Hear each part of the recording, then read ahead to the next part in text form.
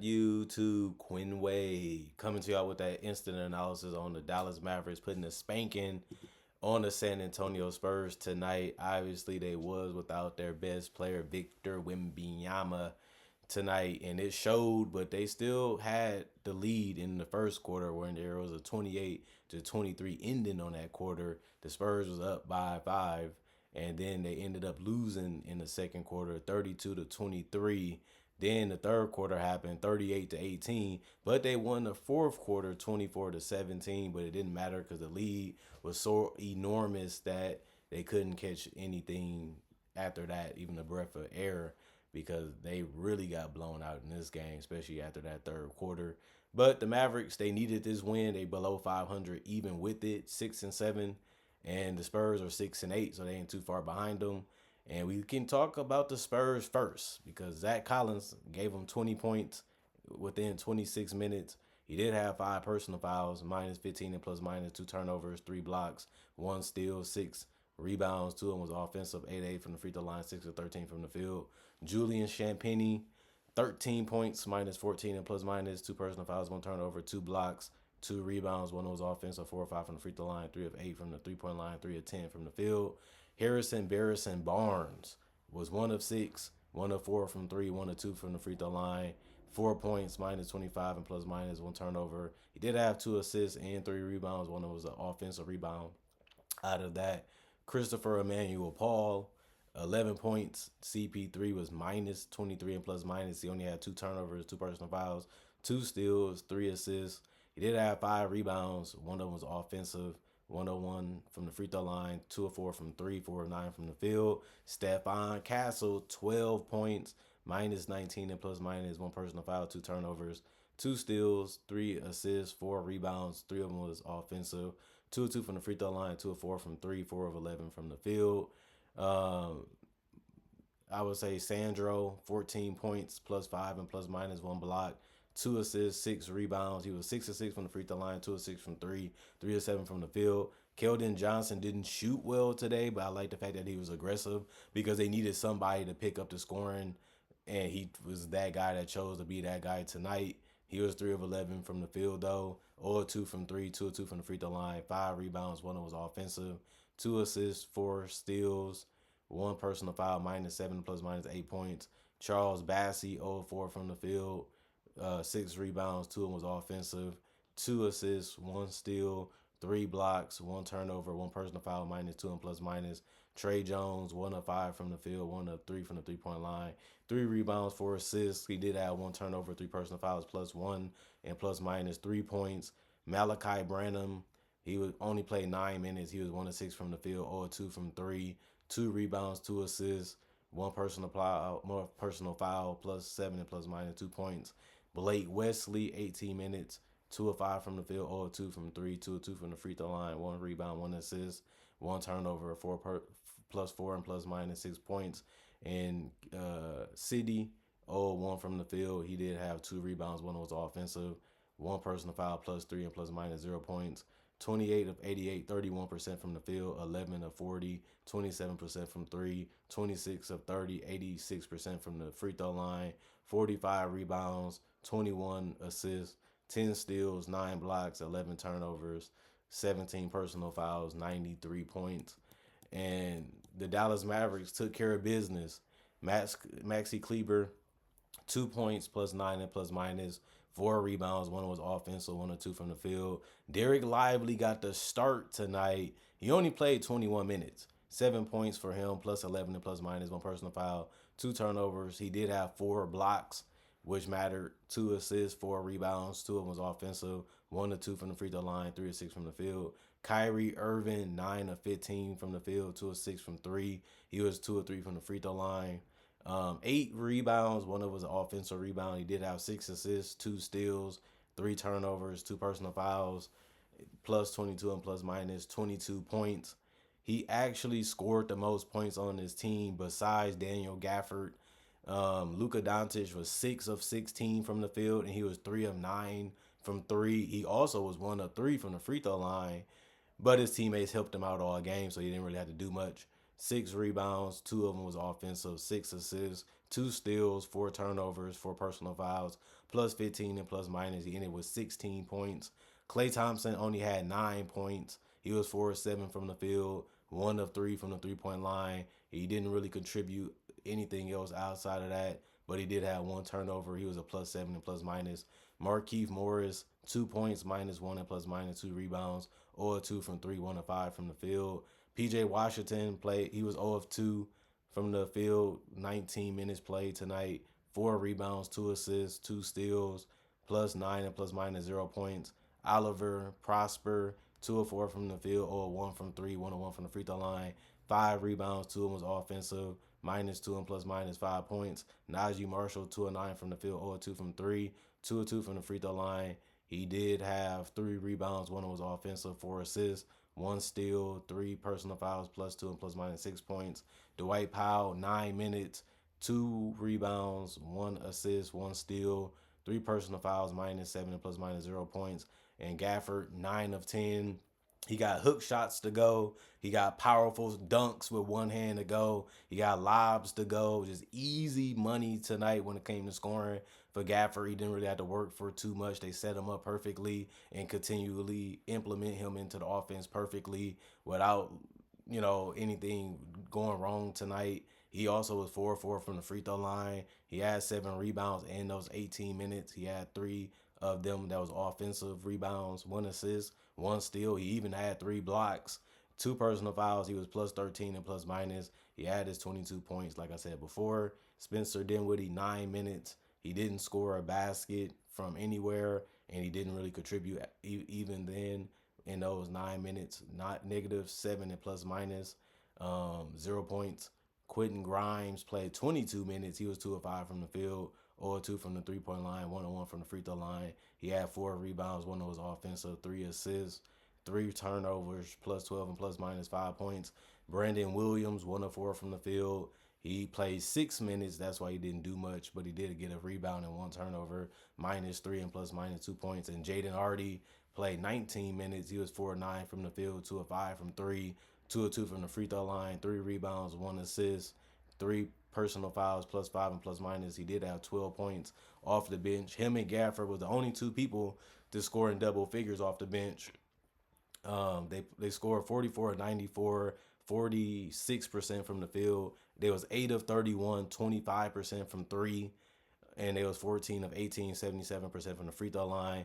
They did out-rebound them 53 to 45. They had out-assisted the team 26 to 21. The Spurs got out-assisted 26 to 21, I should say. 9 steals, 7 blocks as a team, 14 turnovers, and they also had 18 personal fouls. Just put on a clinic versus this Spurs team. The Spurs team just couldn't make enough shots, just couldn't make enough plays. And the Dallas Mavericks took full advantage of that, and they didn't regret it because this is a win that you look at the schedule and say they got a bunch of guys missing. We got Kyrie healthy. We got Luka healthy. There's no way we should be going into this game not feeling like it shouldn't be a blowout. And if they want to be contenders, that's the mentality they have to have against teams like this, because you have to show that you're different than the other people walking in that arena and that you're serious about winning a championship.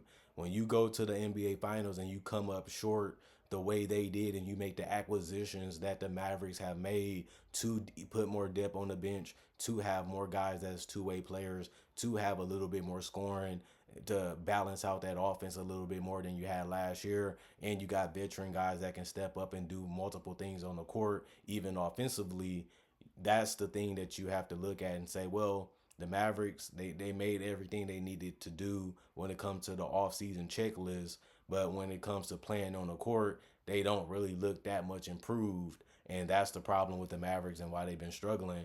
They still rely on tough shots. They don't have a good flow sometimes. Sometimes they forcing shots. They're taking tough shots that they really don't have to take. And we seen them turn a lot of them shots down.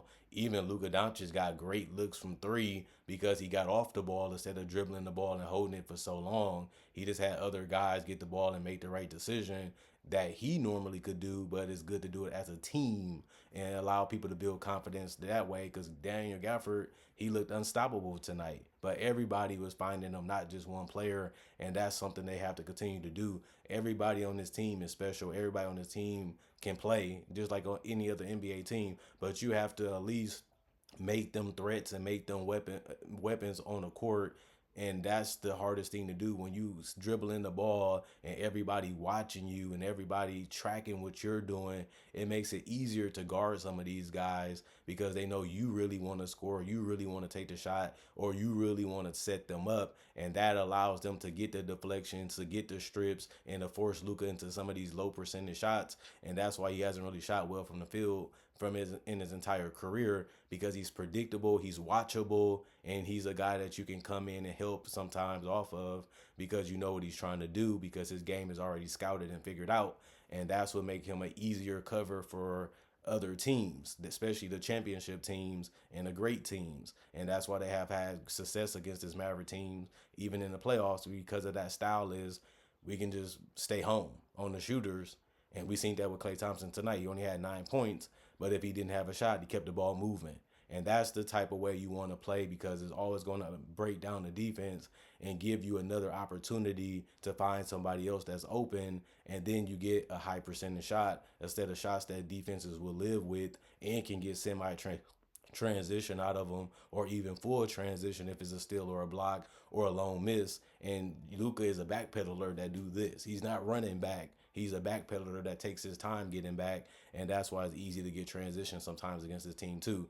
We're not surprised that the Mavericks can make the playoffs. We're not surprised if they make a run because they did it before, but it's about winning the championship. It's not just about getting there, it's about getting it done. That's why it's called championship or bust. And if this team wants to be a team that we put in that category, they haven't really played like it all season. They haven't really played like a dominant team. They haven't really played like a great team. And you can say they're figuring out some of their pieces. They're figuring out how to play together because it is a lot of new talent. I would say fair. That's the purpose of the regular season, to prepare you for the playoffs and to keep you in shape and to understand what you need and what you don't need on the roster from a GM perspective. But the Mavericks, they have to play better. They have to lock down. They have to simplify their offense and minimize what they do sometimes because it's just a simple play. It's just the obvious play. And sitting there letting people create so much shots and just dropping the clock and then forcing up a shot, that's bailing out the defense. They not really trying too hard to stop you, and they really cool with you taking them shots. But that's the reason why they have been off to a bad start this year because the Dallas is not a great defensive team, and they're very predictable of what they're trying to do. And Kyrie, he's getting older. You know, we don't know how long he's going to have Kyrie playing at this level. He looks good. He's scoring good, but we know Kyrie has had major injuries. He has had major surgeries. So the wheels with this team is only going to go so far because we know that Kyrie ain't scared to jump off a team, even if it's a good team built around him. So it's all about, can they keep the relationship healthy? Can they continue to compete? Because if they have another dud season like they had before this last prior to this season that just ended when they went to the finals, it's possible. Like this team looks like that team. They look a lot like them, and Klay Thompson hasn't really been that addition that changed this team and really took them to another level. If anything, this is one of the more disappointing teams offensively and defensively, and it's just the truth. Like they playing basketball just a way that you prefer if you're a defender. If you're gonna allow me to just watch you dribble and take a tough shot, and all I gotta do is contest it.